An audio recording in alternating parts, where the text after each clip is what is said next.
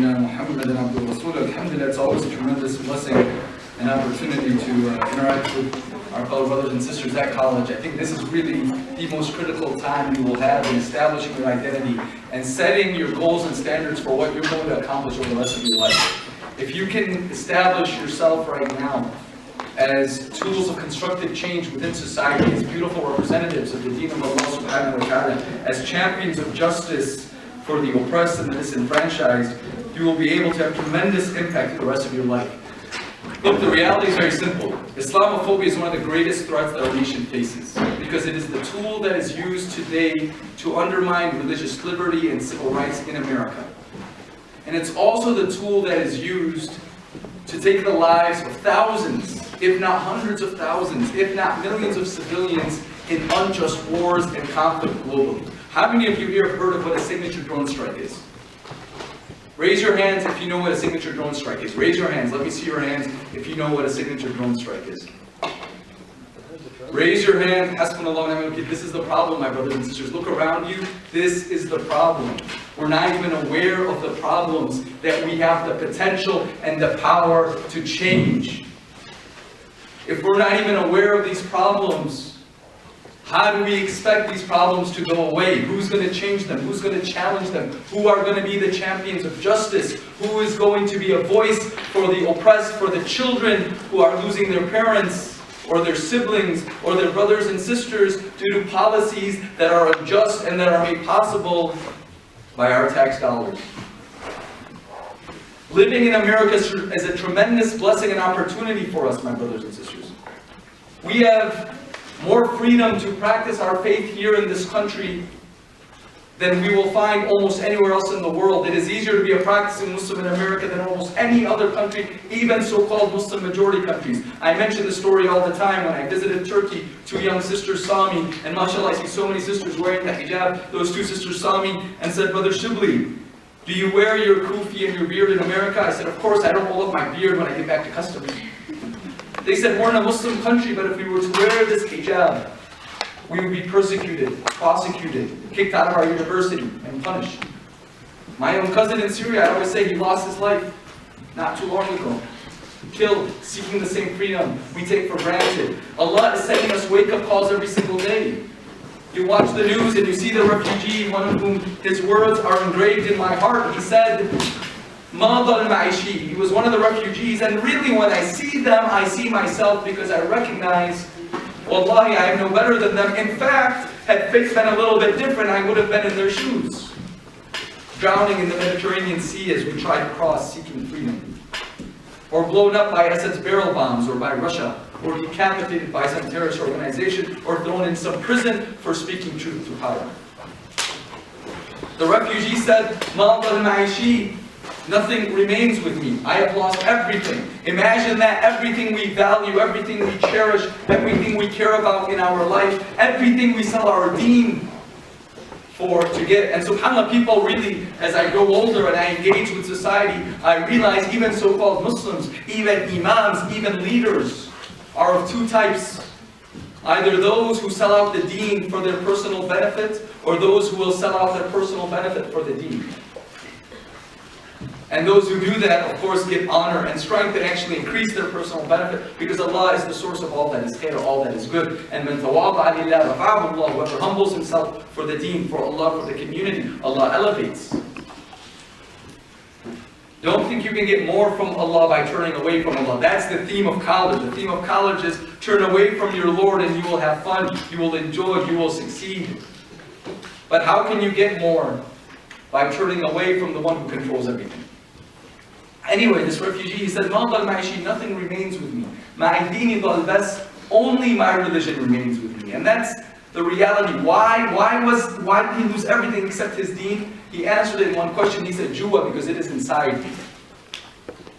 And subhanAllah, people have the power to take everything away from us. Everything we cherish, everything we value. The only thing that they do not have the power to take away from us is our deen, is our connection with Allah subhanahu wa ta'ala. That is the only thing, that is the most valuable thing we have, and that is the only thing that people can never take away from us. We can only choose to give it up. We can choose to give it up, yes.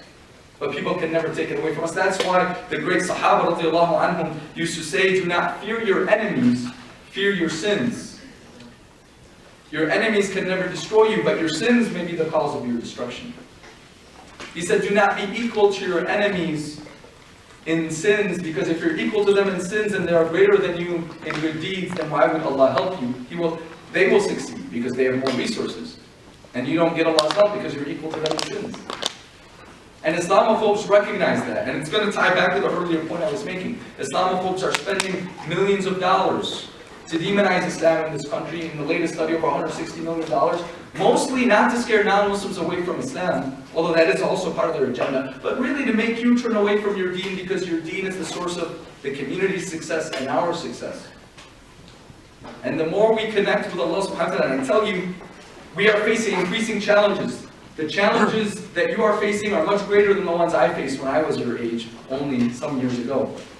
And the challenges the next generation are facing will only be more difficult. And the fitan will increase. That's why the Prophet ﷺ said, get in the habit of doing good before such fitness comes, such trials and tribulations come, where a person wakes up as a believer and goes to sleep as a disbeliever, selling his deen for some worldly goods. We see that happening every day. But the key to overcome these challenges is being in the habit of doing good. Because we are creatures of habit, tasting the sweetness of Iman, so that nothing can shake us away from the straight path, so that we become people who are known as champions of the truth, of justice, civil rights, human rights. Otherwise, trust me, we are no better than that one refugee who said, "Well done, Aishi, I've lost everything, nothing remains with me. I have only my religion because it is inside me." And if everything we have, whether it's our education, our wealth, our intellect, our honor, our reputation, if that is all serving to take us away from Allah, then wallahi, it is better that we are in their situation. Because at least they're getting close to Allah subhanahu wa ta'ala. Use these blessings. Recognize the blessing of alhamdulillah, being Muslims in America, having freedom to practice your faith, having opportunity to work for positive change, having security, having the opportunity to pursue your dreams, to pursue an education, to have this conversation and dialogue in safety and security. I asked you earlier, who of you knows what a signature drone strike is? And only maybe 3-4 hands went up.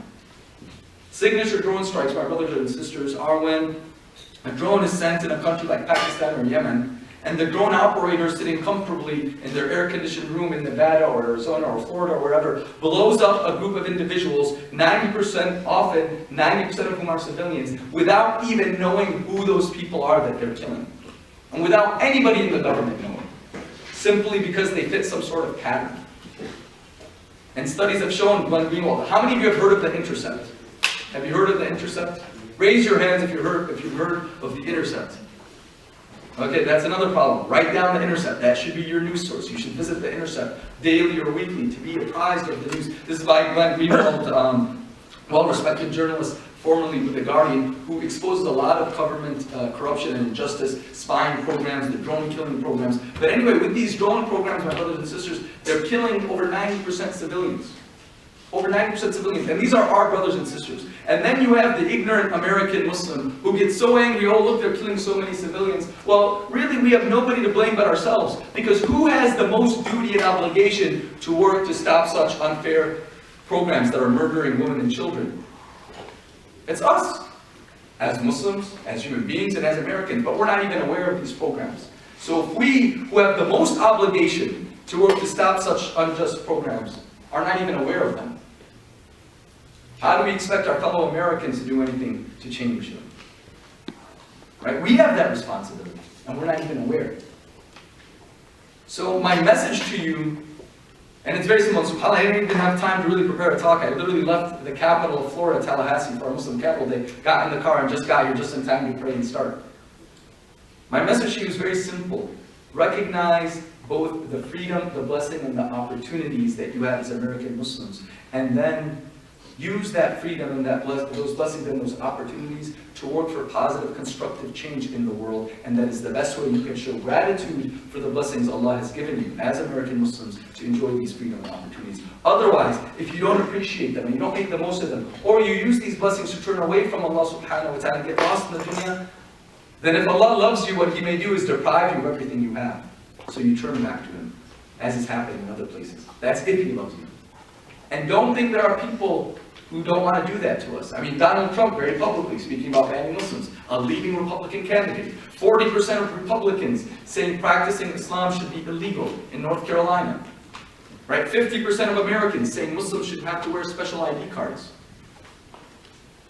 What was the last group that wore special ID cards? The Jews in Germany before the Holocaust. You speak to some of America's leading rabbis today, they say what's being said about Muslims in America today is no different than what was being said about Jews in Germany before the Holocaust 70 years ago. I mean, there are people right now, politicians, who talk about and have plans for internment camps for Muslims, and these aren't conspiracy theories. You can read about it. So we're facing challenges. Nonetheless, as I mentioned, alhamdulillah, still you have more freedom and opportunity here than anywhere else. So we should never be afraid to express our faith and our identity, but rather we have to make the most of these blessings before we're deprived of them. And these actually are blessings because I think Islamophobia has forced American Muslims to be at the forefront of standing up for civil rights in America. Many of us as immigrants, we came here to America by choice, or our parents came here by choice. Why? Because we value the freedom this country offers. And the best gift we can give back to this country is that gift which we came here seeking. We came here seeking freedom and opportunity, and the best thing we can give back is preserving that freedom and opportunity for future generations. And alhamdulillah, Islamophobia has actually forced us to be at the forefront of this battle. Otherwise, too many of us, we forget what happened in Selma. We forget what happened in Alabama. We forget the blood that's been shed by generations of African Americans and other civil rights champions who have paid with their lives so that we can have this kind of gathering that we are having here today. Their blood was not cheap. We cannot let it go in vain. We must honor their memory by continuing their legacy. Don't take this freedom for granted. Be thankful to Allah subhanahu wa ta'ala. And then be thankful to this country. Show your gratitude. Islamophobes are spending, in the latest study, over $160 million to take away that freedom. And then what is the tool that's enabling the destruction of civil rights in America right now, more than any other? Fear of Muslims. In fact, some studies have shown that, this is by the University of Georgetown's Bridge Initiative, that Islamophobia is not connected to bad things done by Muslims. It's not that there's a correlation, that Muslims do something bad, therefore people don't like Islam and Muslims. Although I do believe we carry the brunt of the responsibility to reflect the beauty of our faith. But nonetheless, when somebody who calls themselves Muslim does something bad, that does not justify the anti-Muslim sentiment, which has increased over 50% in this country over the last few months. Why? Because the reality is, bad people of every faith, religion, race, ethnicity do bad things. Every group has people who do bad things. So the studies have actually shown that Islamophobia is not connected to bad things done by Muslims. It's actually connected to politicians making the case for war against Muslim countries, making the case for things like signature drone strikes, right? And other unjust foreign policies. And in order to do that, first they have to demonize Muslims. And that's why studies show a lot of Americans view Muslims as less than human. And that's what enables the fact that in Iraq, we've been able to kill over 500,000 to 1 million civilians. People see them as less than human. So as American Muslims, you are best positioned to challenge Islamophobia. And by challenging Islamophobia, what do you accomplish? By challenging Islamophobia, you actually preserve the liberty that makes America such a great nation to live. And you also undermine the environment that enables policies like signature drone strikes and other unjust acts of war that escalate the loss of human life in the world. So alhamdulillah, you guys really are carrying a tremendous burden and responsibility. You don't have the luxury many of your parents did, where they could just blend in, where they represented nobody but themselves. You're all ambassadors of the deen of Allah. You're all ambassadors of the message the messengers were sent with, to be champions for justice, for the disenfranchised and the needy. And you all have more opportunity to practice your faith than any Muslims do throughout the world, including many Muslim countries. And Allah will ask you, what did you do with this freedom and this opportunity? And you have the power to create immense change. If we change ourselves, wallahi, we have the power to change the world for the better. If we change ourselves, we have the power to change the world for the better. And Islamophobes recognize that. And there was a saying, right? Yesterday I was clever, so I wanted to change the world. Today I'm wise, so I want to change myself. We have to start first by changing ourselves, implementing discipline within our life. implementing discipline. In college, I'll tell you, alhamdulillah, I mean, we're not here just to speak and, oh wow, that was nice, or oh, that was long, or we're here to implement some actual plans for change. All of you, I hope, should have concrete daily goals that you've set for yourself on a daily basis. We need to grow intellectually, spiritually, academically in college, right? Financially.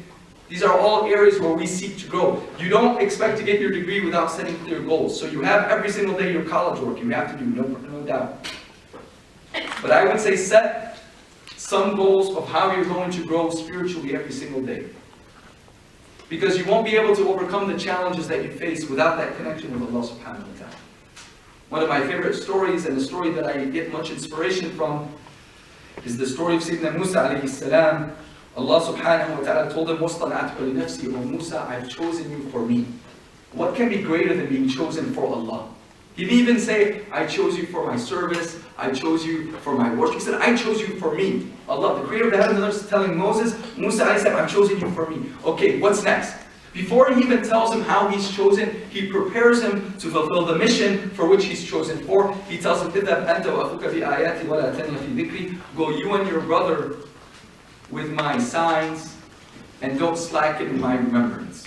Two messages. One is be united, be with your brother. Don't try to go about it alone. Too many people, they think they know best and nobody else knows anything. We have to keep our hearts united. Not turn against each other. Have the best opinion of each other. Don't let false assumptions and doubting each other divide us and tear us up. Remember, your job is not to tear each other down so you can be better than them. That's not how you get close to Allah. Your job is to pull each other up. You rise together or you fall together. Be awliya, be protectors of one another. Next, وَلَا تَنِيَ فِي ذِكْرِ, don't slacken in my remembrance. Don't slacken in my remembrance. Keep up that dhikr, keep up that connection with me. And you will see where it came in handy. Where Fir'aun, and Allah uses this, in every time Allah uses His worst enemies to gather people to listen to the truth. So, Allah subhanahu wa ta'ala used Pharaoh to gather people to listen to Moses. Today Allah uses Trump to gather people to listen to the message of Rasulullah. It's the truth. Islam has more media exposure than any other religion. These are all opportunities for you to present yourselves and speak about what you're about. And I believe as a community it's very important. We need to spend less time saying what we are not and more time saying and showing what we are. Nothing bothers me more than seeing a Muslim go on TV and say, oh, we are not terrorists. Of course we're not. But when Nixon went on TV and said, I am not a crook, what did people think he was? A crook. So learn the power of language. Here's an action item. Study the book, Don't Think of an Elephant.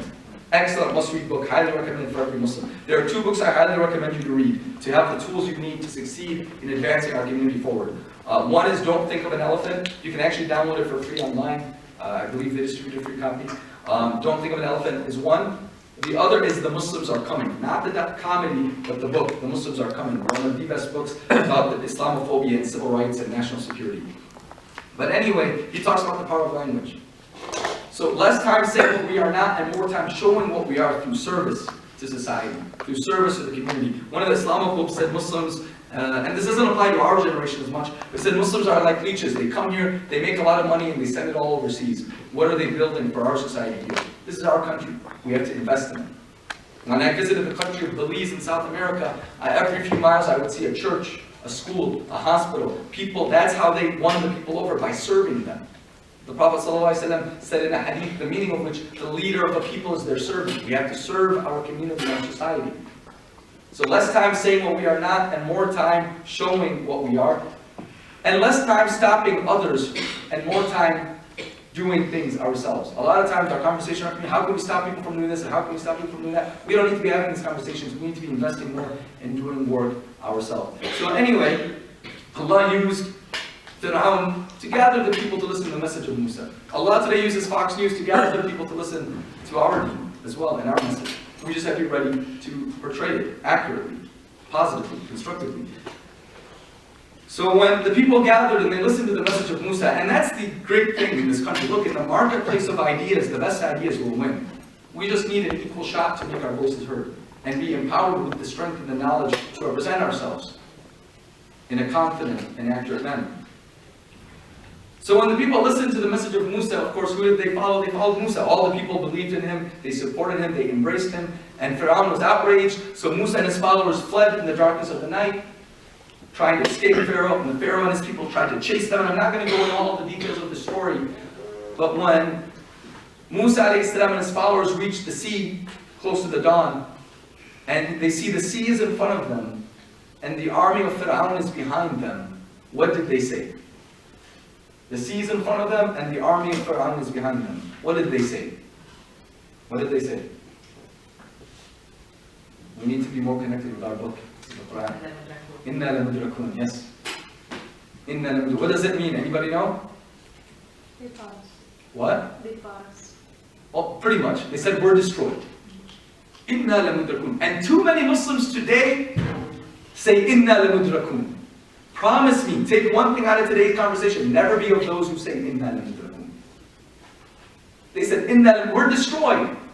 They forgot about their trust in Allah, they forgot about their messenger, they forgot about their holy book. They said we're destroyed. They just saw the worldly means against them and they gave up hope. They forgot that Allah says, as Allah says in our book, and of course the message was there previously, that Allah sometimes tests the believers with beautiful tests that serve to build them up. Allah Himself told Musa, "O Musa, we put you through different tests and tribulations. That only serves to build you up, to make you stronger. Allah never takes. He never takes from believers. He only gives. He only gives. Every time it looks like you're losing something, Allah's actually giving you something much better, but you just have to believe it and know it. And wallahi, every time I've seen it as true. Allah never takes, He only gives. Every time you face a challenge or a difficulty in your life, ask yourself, what is the opportunity that Allah is throwing at me? Very simple example.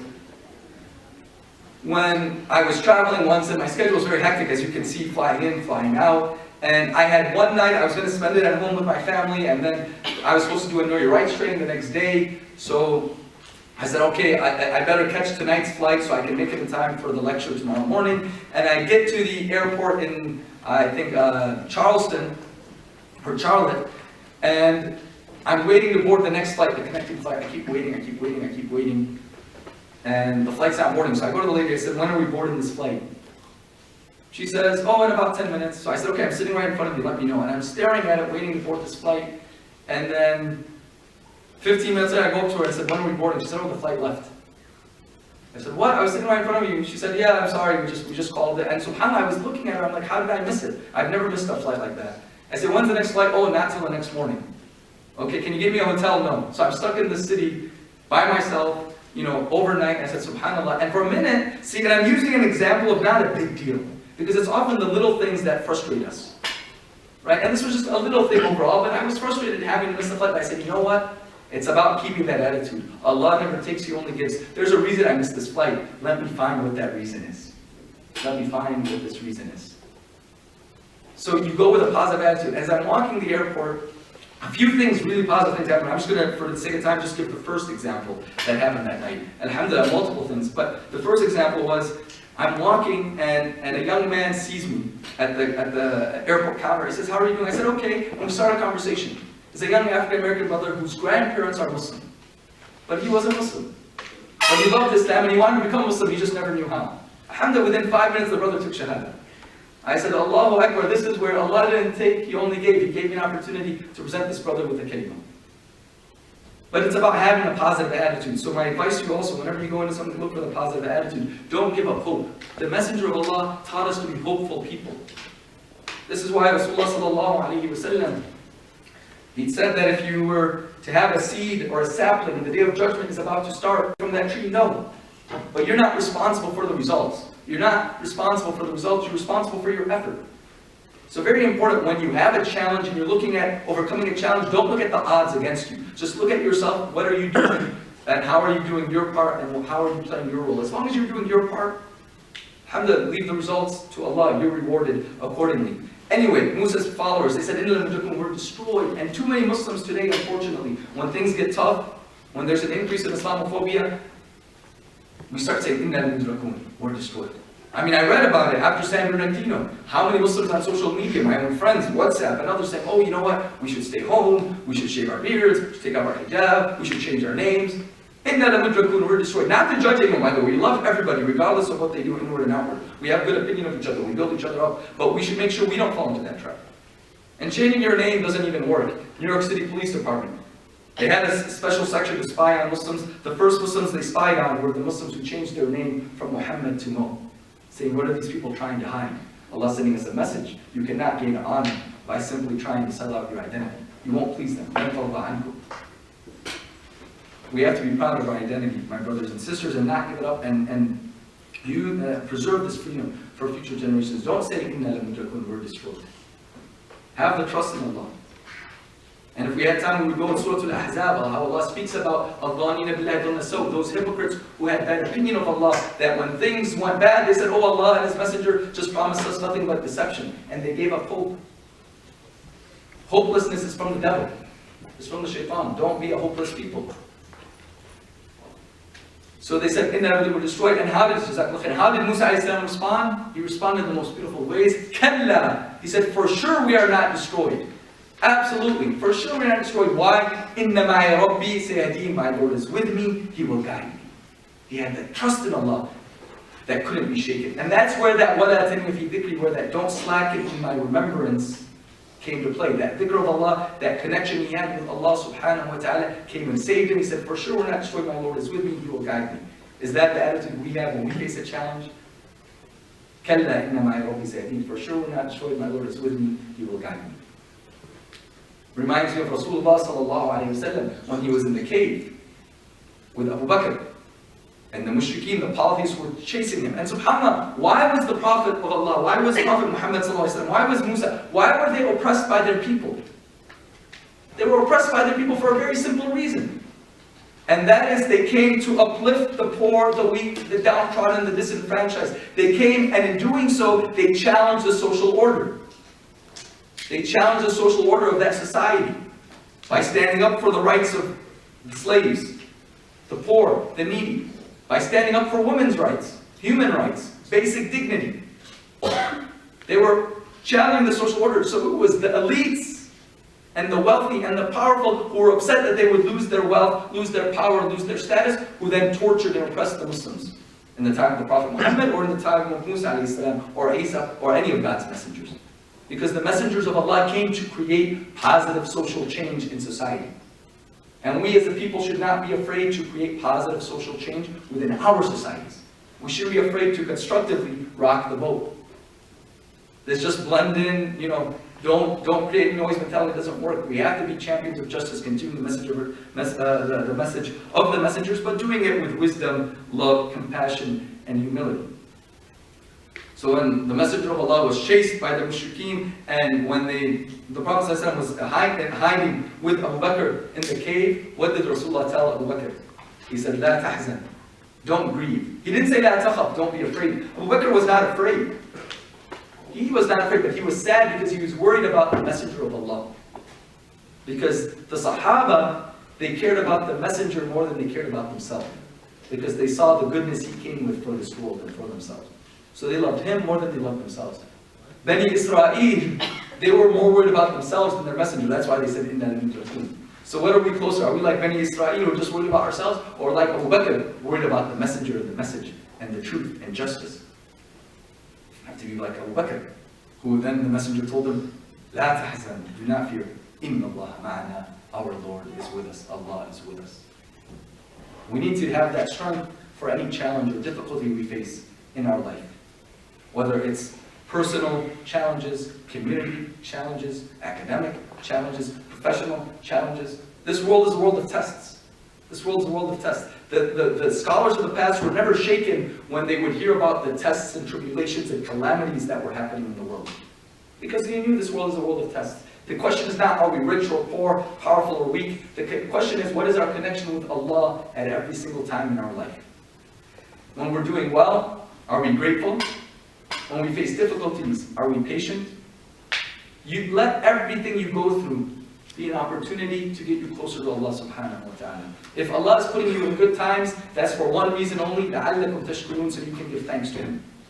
And if Allah is allowing you to go through some difficulties and challenges, that's also for one reason and one reason only, لَعَلَّهُمْ يَرْجِعُونَ, so you can turn back to Him. Don't be a people who say, Inna lamudrakun. Rather say, Inna ma'a Rabbi sayadi, my Lord is with me. He will guide me. Inna Allah ma'ana. Allah is with us, and He is with us. So long as we stand for truth, for justice, for disenfranchised, and we follow the message of Rasulullah sallallahu alaihi wasallam and reflect mercy for humanity. One young college student, and forgive me if I mentioned this in this community before, I don't recall, but it's a very powerful lesson. She's about your age, and she asked me a question. She said, how can we hope to get close to Allah subhanahu wa ta'ala when we live such a life of luxury and comfort? And now, as I was talking about earlier, the Muslim world is facing the world's worst refugee crisis since World War II. We're talking about 4 million refugees from Syria alone, not to mention all the other countries displaced externally. And complete cities demolished. The Masjid of Khalid ibn Walid destroyed. I mean, really, we were at a pretty low point. So she said, all those people are getting close to Allah through their suffering, through their patience, by being patient in difficulty. Allah is bringing them closer to Him. How can I hope to get close to Allah when I live such a life of luxury and comfort? And subhanAllah, the answer was given by the Prophet ﷺ years ago when he said, Al-Ta'im al-Shakir as-Sa'im as-Sabir. The one who eats and is grateful is the same in the sight of Allah as the one who is fasting and is patient.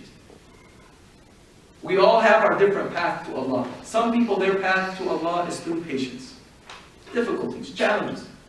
Some people, their path to Allah is just through gratitude, through being thankful. Don't try to take somebody else's path. See what is your path and take it. Take the path that Allah has made easy for you. We all have our different path to Allah. I really believe, as American Muslims, our path to Allah is by being grateful for His blessings, using these blessings to build ourselves up, to build our community up, to build the world up, changing ourselves so we can change the world for the better, and we can and will have a positive impact. I'll tell you, I face more heat for practicing the deen from the Muslim community than I did from our fellow brothers and sisters of different faiths. No, brother, grow, shave your beard, take off your kufi. I mean, so much little getting, heat for going to the masjid too often. I mean, really silly things. But alhamdulillah, I can't tell you how many community members would tell me, oh brother, it's just for silly things because you grow out your beard or you identify as Muslim publicly, you're not going to be able to succeed in your career. Nobody will listen to you. And alhamdulillah, just a month ago I was at the White House meeting with the President's top advisors. It hasn't stopped me in my career. We've advanced tremendously. And you will advance tremendously. And Allah will open doors where you can have tremendous impact. And there's so many cases of success that we've had, and you will have as well. But that success cannot happen if you don't have that connection with Allah. You burn yourself out. And that's a whole other topic, balancing spirituality and activism, which maybe we can talk about more in a future date, inshallah ta'ala. So use these blessings. And my advice for the college youth, really, the time we have remaining, and then I want to finish in 2-3 minutes, so we can leave about 10-15 minutes for question and answer, is make sure you have daily goals. You're not going to accomplish much without your daily goals. For those daily goals, I invest time in ibadah, your personal worship.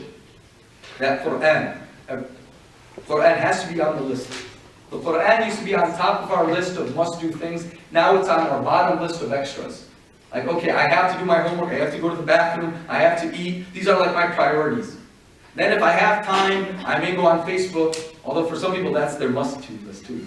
But, and I have to play video games. And then if I have some time, I might open the words of God and read them. Don't disrespect the book of Allah. That should be on top of your list of priorities. So the Quran and dua, speaking to Allah. If you want to be a friend of Allah, very simple. Every night before you sleep, speak to Allah for 5 minutes.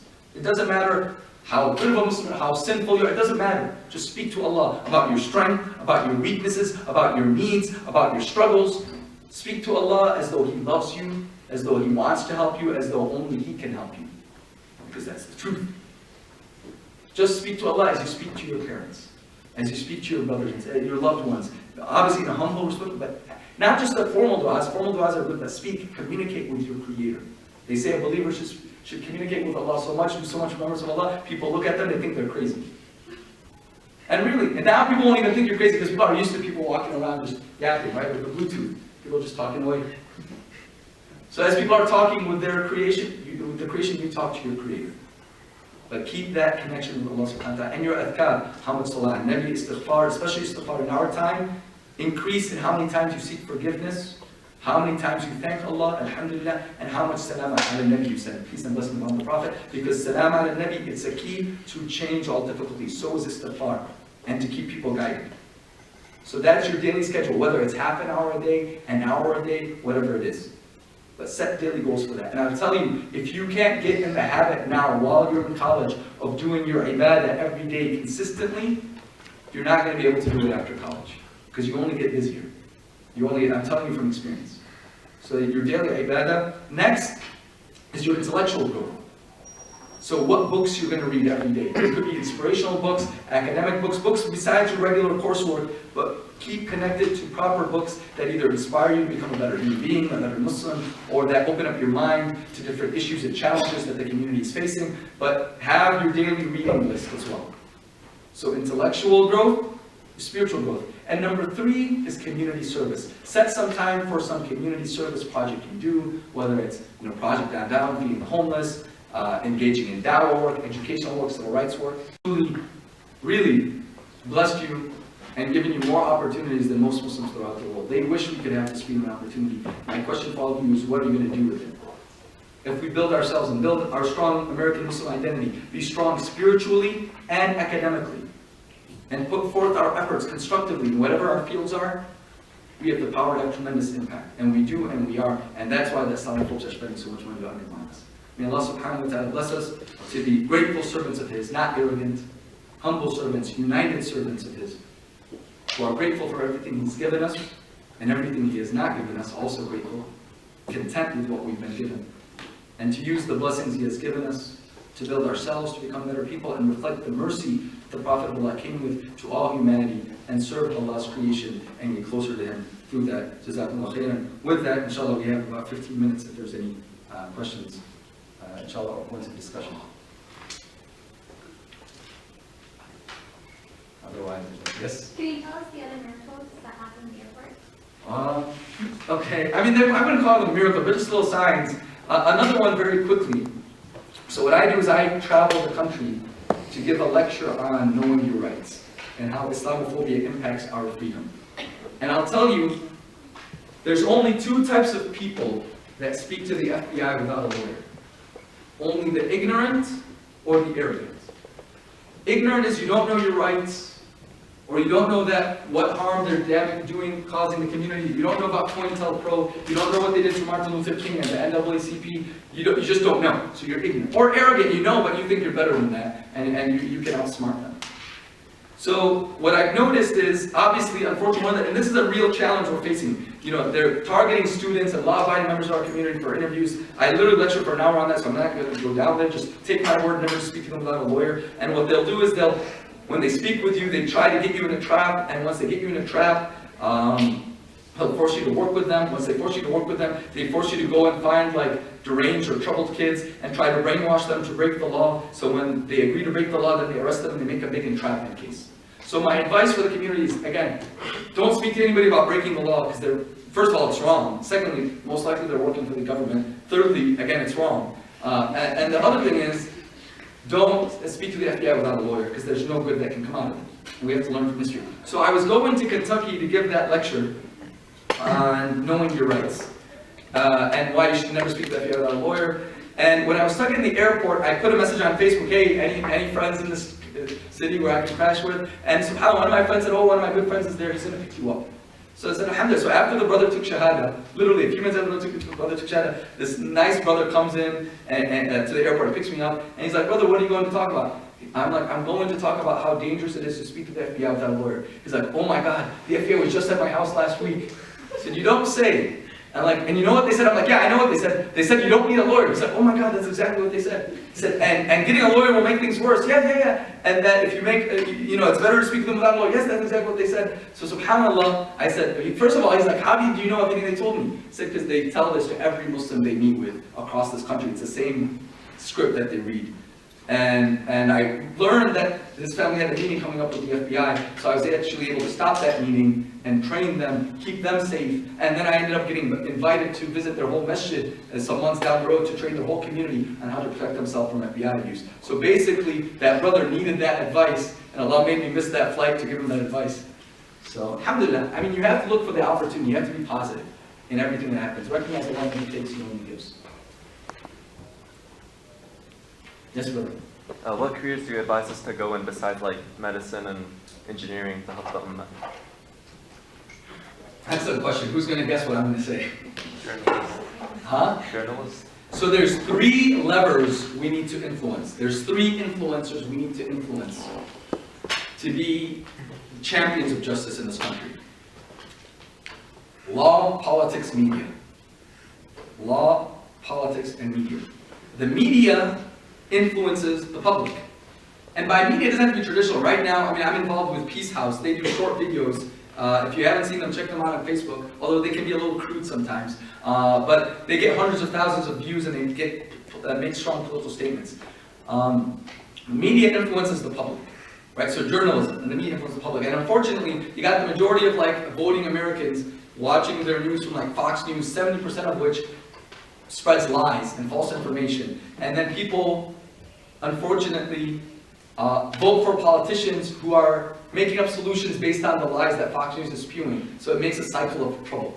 But the media is what influences the law. The law is what gives us our freedom to practice our faith and our identity and work for justice. So it's critical. And then, the political system enables us to do that. That's where they establish the law. And then the legal system helps us enforce those laws so that we have freedom. So law, politics, or journalism. Really, I highly encourage you guys to study media and journalism or study political science. I study political science and international relations. Everything I learned in political science backs up our community 100%. Terrorism is not motivated by religion.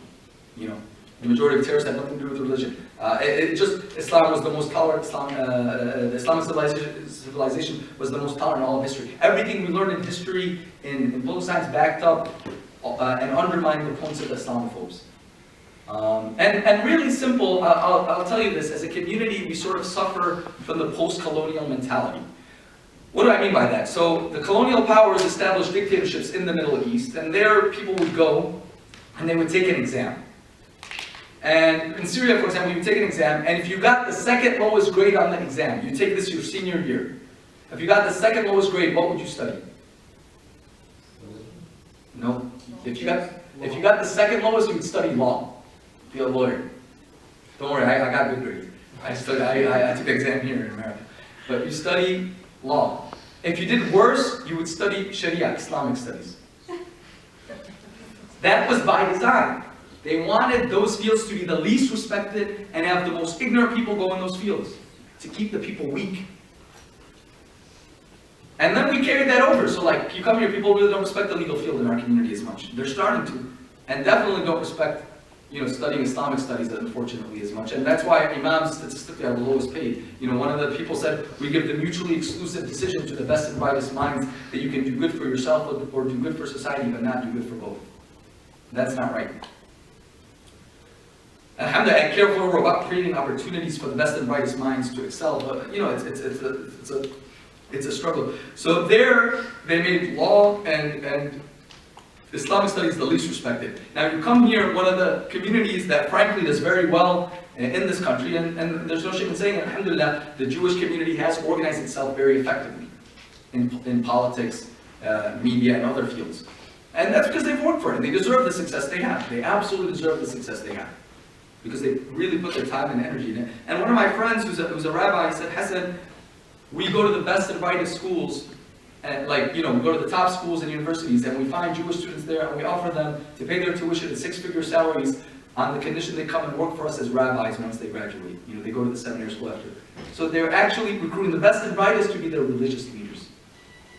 And also, when I went to take the Florida bar exam, I kid you not, I thought I was in a temple. It was filled with rabbis praying for the students and supporting them and feeding them. Whereas the Muslims, we were just hiding, hoping the imam doesn't catch us taking the bar. But they invested in the legal system. So I highly encourage you guys consider, really, whatever field though you go in, excel in it. Excel in it, whether it's medicine, media, journalism, law, architecture, engineering, whatever it is, excel in it, and then respect the people of other fields. So if you go and you become a doctor, that's wonderful. But what I would ask is, alhamdulillah, you start making good money, don't yourself try to be the legal expert of the community and want to talk about civil rights or whatever. Find those who are doing that work, fund them and support them and work with them. We've also seen problems where the imam tries to also give legal advice, and the doctor tries to give fatwas. And the mufti tries to give medical advice, and everything goes into a mess. So excel in your field, and know your limitations, and support the people of other fields, collaborate constructively. So inshallah, that answers the question. Anything else? We have time maybe for a couple more. I'll try something. Yeah, bismillah. I understand that you talk about journalism and media and law, but politically, that seems like a much more different way of going about it. How can you be more active politically besides just learning, I guess? One is, be involved. Right now, when I was in college, I was very involved in my student government. I was elected, I don't know what kind of student government you have or don't have, or whether it's appropriate or not, but I'll tell you, University of Buffalo, we had a very robust student government. And alhamdulillah, again, I was always very visibly Muslim, but we were well organized. And I was elected chairman of the student assembly my first 2 years, both years. We represented 20,000 students, and we actually fought university policies that were bad for the students and got support of all the students because we did a lot of good for them. Then I was elected chairman of the Senate, responsible for a $3 million budget, and then elected director of student affairs. So the gist of it is being involved in service, in student government, in different clubs, different organizations that are based on service. Even, subhanAllah, I personally thought, because of how the community always sort of feeds you negative doubts about yourself, I thought I could never win an elected office, right? Because, oh, you're too visibly Muslim, you're too outspoken. And then in the neighborhood I live in, we have like a mini government, the housing association. But there's hundreds and hundreds of homes, thousands of people, and everybody pushed me to run. So I'm like, you know what, I'll go for it. I ran, and subhanAllah, I had more votes than all the other candidates combined. And the message that sent me is we shouldn't doubt our neighbors. If you can do good in society, and you try your best, people will love you and they will support you. It doesn't matter the color of your skin. Yes, you may face challenges, but not challenges that cannot be overcome. It doesn't matter your religion. Again, you may face challenges, but nothing that you can't overcome. Don't set limitations for yourself.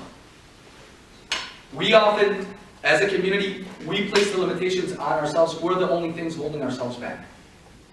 So work your best, get involved in fields of service, put your trust in Allah, but don't forget time every day to grow spiritually, and have good mentors. It's very easy to go astray, especially in law, politics, media, if you don't have a good Muslim mentor who can keep you in check, keep you sincere, and keep you working constructively for the community, not for your ego or your own desires, which sometimes leads people astray. Alhamdulillah. Time for one more. Excellent. I was just going to introduce Sister Khalida. Sister Khalida, how are you? First of all, I want to say thank you. Thank you for coming out. I almost feel like I needed this talk more than anybody else. So thank you. I feel encouraged and more driven. My question is for young people who are probably in university, still struggling to find their way. What would you tell them? Were you in their shoes? Now I feel like they would think that, Hassan has it together, he knew where he was going. Would you say you were that person? No, I'm just one of you guys, and I still am. And would you tell everybody where do you find your drive to do what you're doing? Alhamdulillah, this is like a packed question. So I still remember when I was in my freshman year, elected to student assembly, and they had all the Snoop Dogg concerts and all these big name guys coming, and they would offer us all these VIP tickets. I remember standing in the hallway and I'm like, do I want to go this path or that path? Alhamdulillah, Allah subhanahu wa ta'ala, although it was a struggle, but alhamdulillah, right away Allah kept us going the right path. But it took having good friends. You have to have good friends that keep you on the right path. Otherwise, it's very easy to go down the wrong path. And then you can always, Allah's doors are always open. But one of the things that I think is very important is we set realistic standards for ourselves. Islam is not about feeling that you're a saint, or that you're better than others, or that you're good or perfect, or even that you're good, so-called. Islam is about recognizing that we are sinners and Allah is the forgiver, and being humble before Allah. It's about humility. That's why a sin which humbles you is better than a good deed which makes you proud and arrogant. That's why the Prophet ﷺ said, if you did not sin and ask for forgiveness, Allah would replace you with the people who sinned and asked for forgiveness because He loves to forgive. He said, if you did not sin, I would fear for you something worse than sinning, and that is pride and arrogance. So that's not to mean that we should ever sin intentionally. We sin enough accidentally. We sin enough when we don't want to sin. But the point is, sometimes when you think Islam's about being perfect, and then you're not perfect, and you make a mistake, and then you give up hope. No. Alhamdulillah, if every sin you make just makes you realize like how deficient you are and how great Allah is and how generous He is and how merciful He is, then alhamdulillah, every one of those sins has actually resulted in you getting close to Allah. Just use them as opportunities to turn back to Him. So stay strong. Don't be discouraged, is my advice. Allah just wants to see you trying. He wants to see the struggle. And we all have our different struggles. That's a guarantee. You all have your different struggle. But find good company. The greatest thing in Islam is to love the right people. That you have people that you love for the sake of Allah subhanahu wa ta'ala. And inshallah, we will be with those whom we love. But keep good company and support each other and build each other up. And we'll have our ups and our downs. And never be surprised. And never feel secure either. The best person, sometimes we make the worst of sins. The worst of mistakes. But the point is, keep trying, keep coming to Allah. Standing, crawling, straight, broken, whatever it is. The point is, keep on your journey with Allah subhanahu wa ta'ala and recognize this dunya is short. And keep good company and read good books and listen to good lectures that can keep the heart soft. But really, honestly, now what motivates me a lot is also growing up and seeing the freedom I have in this country and how tough things were in Syria even back in the day. Made me really appreciate the freedom we have. And then I faced serious discrimination here, and I realized if we don't invest in protecting our faith and our freedom and our liberty in this country, we may lose it. And now, like I look at Syria, I have no other home. This country is my home.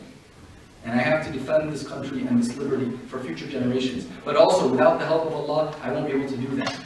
And Allah's given me so much, even though I don't deserve it. I want to be grateful. So that's increased my desire to be a better Muslim. And then this freedom and opportunities increase my desire to work for civil rights and justice. And that, and doing both of these things, inshallah, gets us close to Allah subhanahu wa ta'ala. But don't give up hope. Be steadfast. Appreciate the blessings Allah has given you and work together to get closer to Him and serving His creation.